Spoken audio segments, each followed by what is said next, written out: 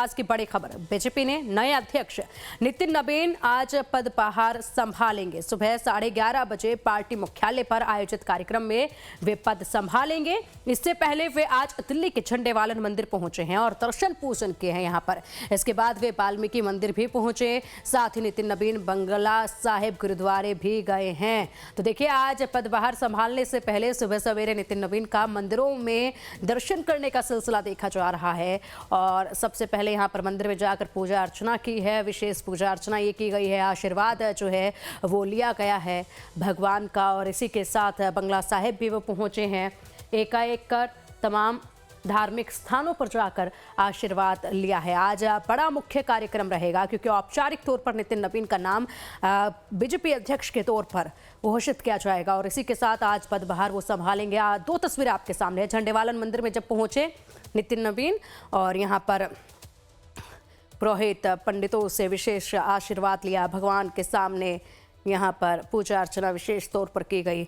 उसके बाद वाल्मीकि मंदिर में दर्शन करने के लिए पहुंचे और वाल्मीकि मंदिर में दर्शन करके यहाँ पर भी जो है आप देख सकते हैं भोग के लिए मिठाइयाँ चढ़ाई गई हैं और इसी के साथ फूल मालाएं चढ़ाई गई और उसके बाद विशेष पूजा।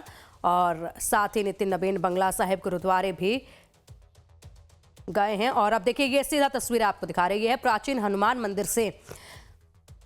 बड़े बड़े दिग्गज दिल्ली के हनुमान मंदिर पहुंचते हैं। प्राचीन हनुमान मंदिर है, बेहद से विशेषताएं हैं इस मंदिर की और यहां पर पहुंचकर कोई भी शुभ कार्य शुरू करने से पहले या बड़ी जिम्मेदारी लेने से पहले यहां पर तमाम दिग्गज जो हैं हनुमान मंदिर में विशेष पूजा अर्चना करते हैं।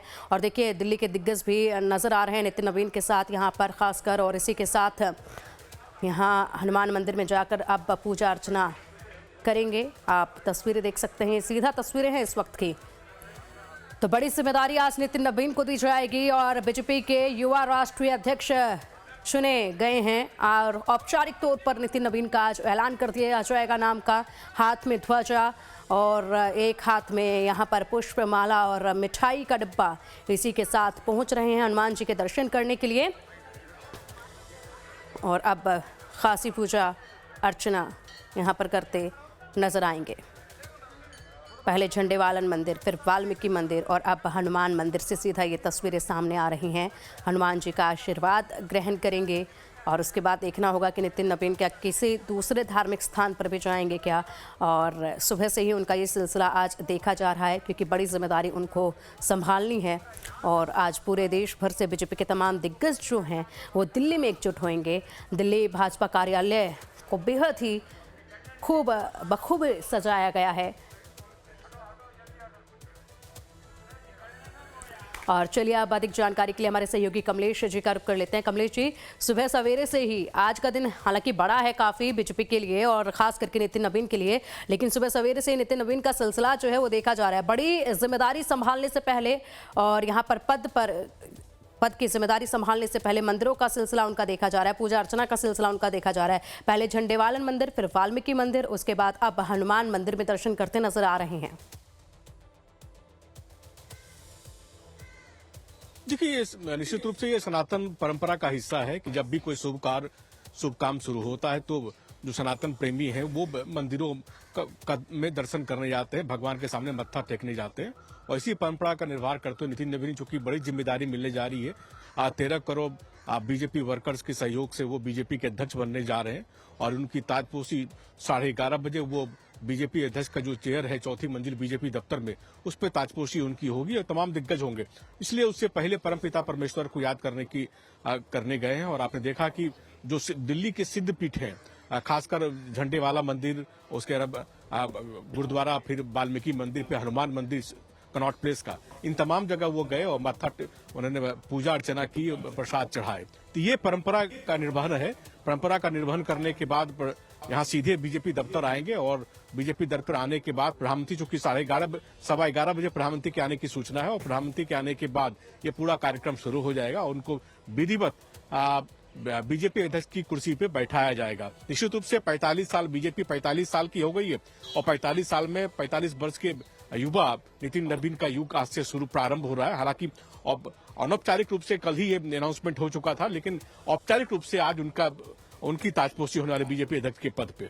जी बिल्कुल कमलेश जी, इसी के साथ खासी तैयारियां की गई हैं और यहाँ पर देखिए नितिन नवीन के बीजेपी अध्यक्ष बनने के साथ ही भारतीय जनता पार्टी ने बेहद से समीकरणों को भी साधा है और साथ ही साथ यहां पर हर एक कदम पर बड़ा संदेश दिया जा रहा है। जिस तरीके से सुबह से नितिन नवीन मंदिरों में पहुंच रहे हैं दर्शन करने के लिए, पूजन करने के लिए, उसके बाद अब यहां पर कार्यालय में जब पहुंचेंगे तो बड़ी तैयारियां की गई हैं। देश भर से बीजेपी के तमाम बड़े चेहरे यहां पर एकजुट हो रहे हैं। उनका एक साथ दिखना, बीजेपी की एकता का संदेश जो है वो देखा जा रहा है। बीजेपी में जो एकजुटता है, जो मजबूती है, उसका संदेश दिया जा रहा है। बीजेपी जिस तरीके से युवाओं को आगे बढ़ा रही है उसका संदेश दिया जा रहा है। और अब कुछ राज्यों में खासकर जो चुनाव, अगर बात की जाए पश्चिम बंगाल की, असम की, चरणों में बड़ी खुशी की बात है कि कोई नेक काम करने से पहले गुरुद्वारे में आके हमारे राष्ट्रीय अध्यक्ष मत्था टेक के अपना दिन शुरू करना चाहते हैं। ये हम सब के लिए बड़े गौरव की बात है।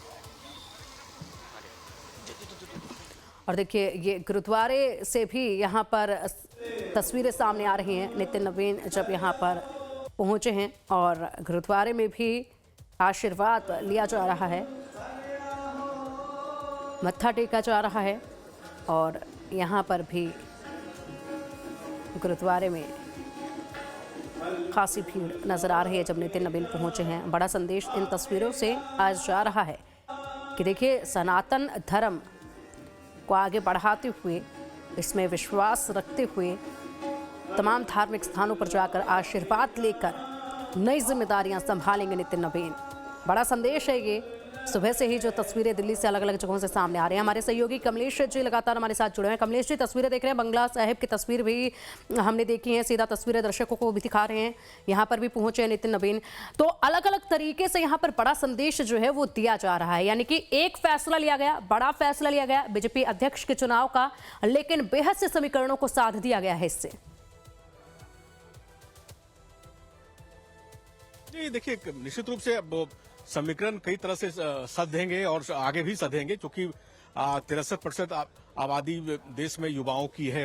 तो ऐसे में 45 वर्ष की जो युवा नितिन नवीन बीजेपी का अध्यक्ष का पद संभाल रहे हैं, तो निश्चित रूप से युवाओं को एक मैसेज देने की कोशिश है। और जिस जैन जी को लेकर के पूरा विश्व भर में आंदोलन खड़ा हुआ, उसी जैन जी का प्रतिनिधित्व नितिन नवीन कर रहे हैं। तो ऐसी स्थिति में निश्चित रूप से उनके सामने कई महत्वपूर्ण टास्क हैं और इस महत्वपूर्ण टास्क में निश्चित रूप से पश्चिम बंगाल और असम का चुनाव है, उसके बाद पुडुचेरी का भी चुनाव है। लेकिन सबसे महत्वपूर्ण, अगर जिस ध्येय के साथ नितिन नवीन को बीजेपी का अध्यक्ष बनाएगा, उसका सब बिल्कुल एक ही ध्येय है कि पार्टी अब थर्ड जनरेशन को में शिफ्ट कर रही है। और थर्ड जनरेशन में शिफ्ट करने के साथ साथ संगठन के साथ साथ पूरे सरकार में ही बदलाव के संकेत है। और ये इस बात का संकेत है कि बीजेपी अब 21वीं सदी में युवाओं के हाथ में कमान देने के लिए तैयार है। और उसकी एक कड़ी आपको यहाँ देखने को मिलेगी। और ये पूरी कहानी तब तक पूरी होगी जब तक पूरा संगठन न बन जाए।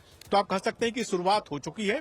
नितिन नवीन की आज बीजेपी अध्यक्ष बनते ही ये शुरुआत हो जाएगी। और इसके बाद सबसे दिलचस्प होगा जिस तरह से संगठन, पूरी पार्टी का संगठन बनना है। क्योंकि ये कहा जा रहा है कि 45 वर्ष के युवा अगर बीजेपी पक्ष का कमान संभालेंगे तो उनके अंदर में युवा और कुछ वरिष्ठ लोगों का मिश्रण होगा, तो अधिकतर 90% लोग युवा हो सकते हैं। तो ये देखना बहुत दिलचस्प होगा कैसे बीजेपी इन युवाओं को एकोमोडेट करती है और क्या क्या महत्वपूर्ण जिम्मेदारी इन लोगों को देती है। अब तक तो देखा था कि जो वरिष्ठ लोग हैं, सेकंड जनरेशन के बीजेपी के लीडर्स हैं, वो बीजेपी का पार्टी का संगठन का कमान संभालते हैं। लेकिन अब चूंकि युवा को हाथ में ये कमान दी गई है, तो युवा निश्चित रूप से पूरा युवा पार्टी के संगठन का नेतृत्व करेगा। और किस तरह से करेगा, पार्टी की परिकल्पना यही है कि 21वीं सदी में जी बिल्कुल कमलेश जी। और आजकल तो खुद प्रधानमंत्री मोदी जो हैं हर मंच से जैनजी को लेकर भी बातें कर रहे हैं कि जैनजी किस तरीके से बीजेपी पर विश्वास जता रही है, हमारी जो नई पीढ़ी है वो बीजेपी पर भरोसा जता रही है और इसीलिए लगातार बीजेपी को जीत भी मिलती जा रही है। जैनजी का जिक्र एक तरफ, उसके बाद युवा अध्यक्ष को चुने जाना, और वो भी सबसे बड़ी पार्टी के युवा अध्यक्ष बनने जा रहे हैं नितिन नवीन। औपचारिक ऐलान आज हो जाएगा। तस्वीरें और भी सामने आ रही है कमलेश जी। तस्वीरें हैं यहाँ पर दिल्ली से अलग अलग है, जहाँ पर देखिए नृत्य शुरू हो चुका है, ढोल नगाड़े बजाए जा रहे हैं, जश्न की तस्वीरें ये एक तरह से देखी जा रही हैं बीजेपी मुख्यालय के सामने से। खासी तैयारियां हैं। नहीं, लेकिन निश्चित रूप से बीजेपी दफ्तर के बाहर पंडित दीनदयाल उपाध्याय मार्ग, जिस जिस मार्ग पे बीजेपी का दफ्तर उसके मुख्य मार्ग पर देखेंगे तो ढोल नगारों की गूंज, लेकिन बीजेपी दफ्तर के अंदर तो चुनिंदा लोगों को जाने की एंट्री है। वही लोग हैं जो निर्वाचक मंडल में सहयोगी थे, यानी कल जो 850 लोग जो आए थे, मतलब 20-20 लोग हर एक प्रदेश से, उन्हीं लोगों को आने की अनुमति दी है। तो तकरीबन 750 से 800 लोग हैं जो बीजेपी दफ्तर में आने के हकदार हैं। उनके अलावा जो पार्टी के वर्कर्स हैं वो पंडित दीनदयाल उपाध्याय मार्ग पर जगह जगह पे स्क्रीनें लगी, उनके माध्यम से या लाउड स्पीकर के माध्यम से पूरी घटनाक्रम को देख सकते हैं, सुन सकते हैं। लेकिन निश्चित रूप से बाहर जो आम कार्यकर्ता है वो काफी जोश में है और जोश का प्रकटीकरण ढोल नगारों से किया जा रहा है। क्योंकि इस वक्त मैं बीजेपी दफ्तर के मुख्य द्वार पे खड़ा हूं और इसी द्वार पे क्योंकि प्रधानमंत्री के आने की सूचना, प्रधानमंत्री के आने से पहले पूरे दफ्तर को सैनिटाइज किया था, तो सैनिटाइजेशन का कार्यक्रम चल रहा है, इसलिए हम लोगों को बाहर रोका गया है। इसलिए मैं आपको वो दृश्य नहीं दिखा पा रहा हूं कि अंदर क्या हरकत हो रही है। लेकिन कल देर रात तक जब मैंने यहाँ देखा कि पूरे परिसर को रोशनी से नहाया गया था, बड़े बड़े कटआउट्स लगाए गए थे प्रधानमंत्री के, नितिन नबीन के, और यहाँ तक कि जेपी नड्डा के बड़ी बड़ी तस्वीरें लगी हुई थी। और ये तैयारियां की गई थी कि व्यापक बहुत बड़ा कह सकते हैं ये पूरा कार्यक्रम करने की तैयारी थी।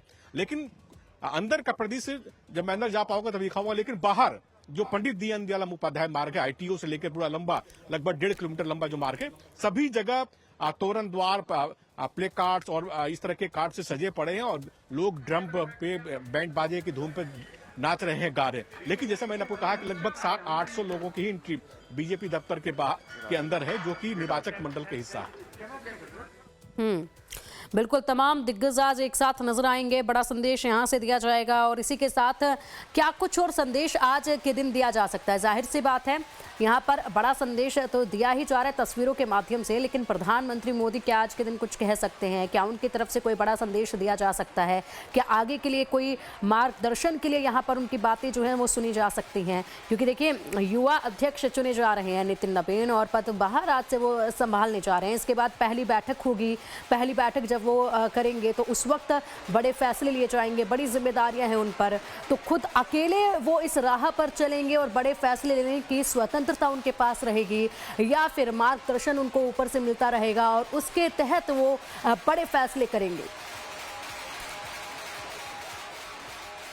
देखिए, बीजेपी में कभी भी पार्टी का अध्यक्ष जो है अकेले फैसला नहीं करता। पूरा पार्टी का ये आप कह सकते हैं पूरा पार्टी का सिस्टम है। और निश्चित रूप से नितिन नबीन चूंकि युवा है, उनको पार्टी को समझने में समय लगेगा और इसे में पार्टी के जो वरिष्ठ लोग हैं उनका मार्गदर्शन करते हैं। इसलिए मैंने कहा कि नितिन नबीन के बीजेपी अध्यक्ष बनने के बाद उनको सबसे पहले अपना जो पदाधिकारी है उनका चयन करना है। तो उन पदाधिकारियों के चयन में युवा और वरिष्ठ लोगों का मिश्रण होगा ताकि उनको काम करने में सहूलियत हो। इसलिए मैंने इसे कहा कि ये जो मिश्रण होगा उसको देखना होगा।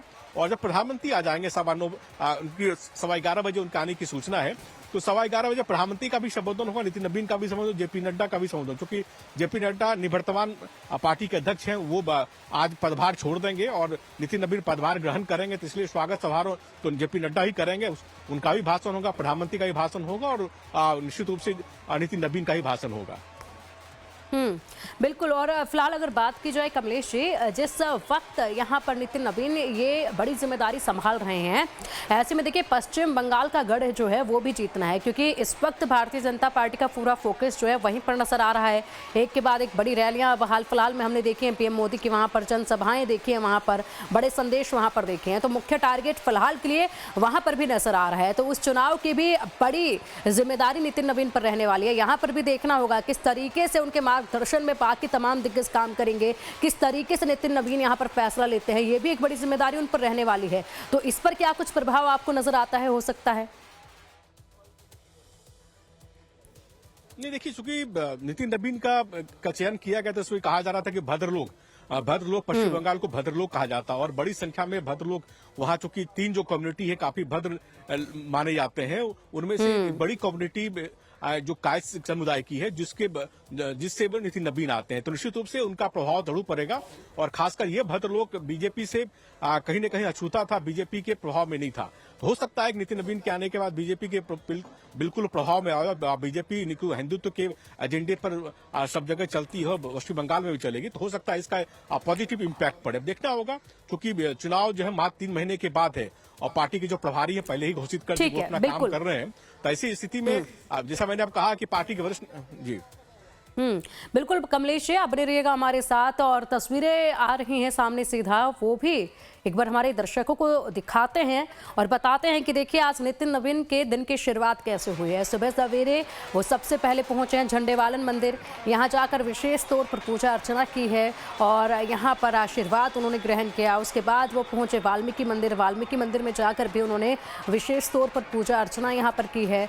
और इसी के साथ तस्वीरें सीधा सामने आ रही हैं बीजेपी मुख्यालय का जो बाहर का हिस्सा है उसकी ये तस्वीरें आप देख पा रहे हैं। तमाम दिग्गजों के पहुंचने का सिलसिला जो है वो शुरू हो चुका है, पुख्ता इंतजाम यहां पर किए गए हैं। इसी के साथ जश्न का माहौल यहां देखा जा रहा है और ढोल नगाड़ों की आवाज जो है सुबह से ही यहां पर सुनाई देने लगी थी। यानी कि पूरे तरीके से सड़कें तो यहां पर पटी हुई हैं नितिन नवीन के पोस्टर्स से लेकर भारतीय जनता पार्टी के पोस्टर्स, भगवा रंग के पोस्टर्स और साथ ही साथ ये झंडे लगकर जिस तरीके से पूरी सड़क को सजाया गया है उसी तरीके से यहाँ देखिए अलग अलग परंपराएं भी नजर आ रही हैं। इस जश्न में अलग अलग तरीके से यहाँ पर जश्न की ये तस्वीरें सामने आ रही हैं और ये सीधा तस्वीरें बीजेपी मुख्यालय के बाहर की हैं। और यहाँ वाल्मीकि मंदिर के बाद नितिन नवीन जो हैं वो पहुंचे थे कनॉट प्लेस के प्रसिद्ध हनुमान मंदिर, वहाँ विशेष पूजा अर्चना करी और उसके बाद पहुंचे बंगला साहिब, वहाँ पर भी मत्था टेक कर आशीर्वाद लिया है। और अब 11:30 बजे तक तमाम दिग्गज और प्रधानमंत्री मोदी जो हैं वो पहुंच जाएंगे बीजेपी मुख्यालय और यहाँ पर औपचारिक तौर पर नितिन नवीन के नाम का ऐलान होगा, उसके बाद संबोधन होगा। नितिन नवीन के बीजेपी अध्यक्ष चुने जाने पर अनुराग ठाकुर ने कहा है कि ये एक नए युग की शुरुआत होगी। हमें गर्व है कि नितिन नवीन बीजेपी का प्रतिनिधित्व करेंगे। उनसे बात की हमारे संवाददाता कमलेश सिंह ने, सुनिए क्या कुछ कहा है। मेरे साथ हैं युवा नेता बीजेपी के सांसद और पूर्व केंद्रीय मंत्री अनुराग ठाकुर जी। अनुराग ठाकुर जी, आप तो नितिन नवीन को नेता बनते हुए देख चुके हैं। आप अध्यक्ष हुआ करते थे, जो युवा मंत्री महामंत्री हुआ करते थे, कई यात्रा आप लोगों ने साथ की जिसमें मैं भी देखा था। तो क्या ये यात्रा से ये निकला हुआ ये पौध है? देखिए, नितिन नवीन जी की अपनी जो क्षमता है, कार्यशैली है, ये उसका लाभ है।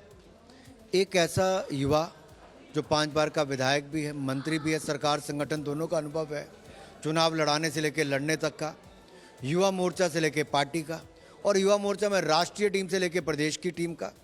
तो ये सारे अनुभव को ध्यान में रखते हुए भारतीय जनता पार्टी ने निर्णय लिया कि अगर भारत दुनिया का सबसे युवा आबादी वाला देश है, सबसे ज़्यादा युवा हमारे पास है, तो ये अध्यक्ष भी युवा होना चाहिए। और ऐसा अनुभवी और जिसके चेहरे पर सदा मुस्कान है, ऊर्जा है, काम करने की क्षमता है, तो नितिन नवीन जी को वो अवसर भी मिला आम सहमति से, सर्वसम्मति से। और मुझे लगता है नरेंद्र मोदी जी की लोकप्रियता, अनुभव और नितिन नवीन जी का जो ऊर्जा है उसका हमें बहुत लाभ मिलने वाला है। सर, आपने कब देखा कि उनमें क्षमता है, नेतृत्व की क्षमता है? आपने पनपते हुए उनको देखा है अलग अलग दायित्व में। मैंने जब 2010 में युवा मोर्चा के राष्ट्रीय अध्यक्ष की कमान संभाली तो नितिन जी को पहली टीम में राष्ट्रीय महामंत्री रखा था। तो कहते हैं ना, पाँव पालने में ही दिखने शुरू हो जाते हैं। तो विधायक भी थे, लेकिन उनकी खासियत थी, बहुत मीठा भी बोलते हैं, सुनते भी हैं और कार्यकर्ताओं के साथ बहुत सहज तरीके से व्यवहार भी करते हैं।